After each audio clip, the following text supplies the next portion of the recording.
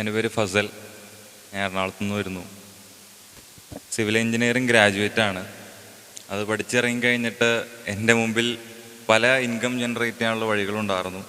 Family ബിസിനസ്സും കാര്യങ്ങളായിട്ട് നാട്ടിൽ സൂപ്പർ മാർക്കറ്റും കൺസ്ട്രക്ഷൻ മേഖലയുണ്ട്. അബ്രോഡാണ് ഫാദർ, അവിടെയും കൺസ്ട്രക്ഷനാണ്. പിന്നെ ഞാൻ പഠിച്ച സിവിൽ എഞ്ചിനീയറിംഗ്, പിന്നെ എൻ്റെ പാഷൻ. അപ്പോൾ ഈ ആകെ കൺഫ്യൂഷനായിട്ട് പല വഴിയുണ്ടല്ലോ എല്ലാവർക്കും. ഇപ്പോൾ കൊച്ചിയിലോട്ട് പോകാൻ ഒരു വഴിയാണെങ്കിൽ എളുപ്പമാണ്, 3 വഴി കാണിച്ചു കഴിഞ്ഞാൽ നമ്മളൊന്ന് ചിന്തിക്കും. അപ്പോൾ അങ്ങനെ കൺഫ്യൂഷനായിട്ട് നിന്നപ്പോൾ പുള്ളി എന്നെ സഹായിച്ചു. 4 ഓപ്ഷൻസ് തന്നു, 4 ദിവസവും തന്നു.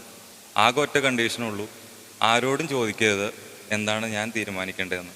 എൻ്റെ സ്വയം ആഗ്രഹപ്രകാരം 4 ദിവസം ഇരുന്ന് ആലോചിച്ചു. അത് ഭയങ്കര ടെൻഷനായിരുന്നു.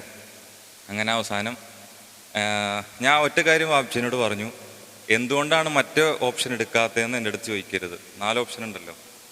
അങ്ങനെ ഞാൻ 4ാമത്തെ ഓപ്ഷനായിട്ട് എൻ്റെ പാഷൻ തീരുമാനിച്ചു. അങ്ങനെ ഓഗസ്റ്റ് 3-ാം തീയതി ഈ കഴിഞ്ഞ മാസം ഞാൻ എൻ്റെ പാഷനായിട്ട് മുന്നോട്ട് പോകാൻ തീരുമാനിച്ചു. ഫോട്ടോഗ്രാഫി ആൻഡ് വീഡിയോഗ്രാഫിയാണ് എൻ്റെ പാഷൻ. അപ്പോൾ അതിനകത്തൊരു മേഖല ഉണ്ടോ എന്ന് എൻ്റെ അടുത്ത് ചോദിച്ചു. ഞാൻ പറഞ്ഞു ഉണ്ട്.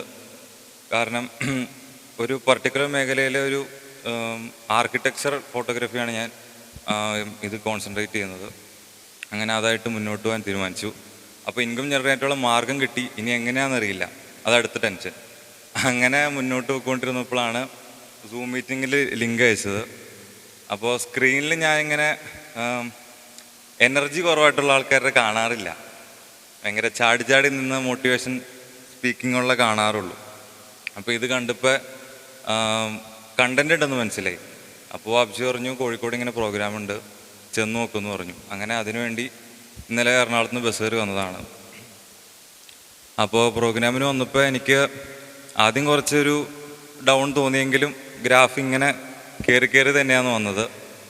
ഭയങ്കര എഫക്റ്റീവായിരുന്നു. അപ്പോൾ ഇവിടെ വന്നതിന് മുമ്പ് വരെ പൈസ എനിക്ക് ഉണ്ടാക്കാൻ പറ്റുമോ ഇല്ലയോ എന്നുള്ളൊരു സംശയം ഉണ്ടായിരുന്നു. എന്നാൽ ഇപ്പോൾ ഉണ്ടാക്കിയെന്നല്ല, പക്ഷെ അതിനുള്ള കപ്പാസിറ്റി എനിക്ക് ഉണ്ടെന്നുള്ള ഫീലിംഗ് എനിക്ക് തന്നെ വന്നു. അപ്പോൾ ആ ഒരു കാര്യം മുന്നോട്ടുണ്ടാവുമെന്ന് ഞാൻ വിശ്വസിക്കുന്നു. പിന്നെ ഇവിടെ വന്നേക്കണ എല്ലാവരുടെയും ആഗ്രഹം എന്താണോ അതിന് മുകളിൽ അവരെത്താൻ സാധിക്കട്ടെ എന്ന് ഞാൻ ആശംസിക്കുന്നു. Thank you.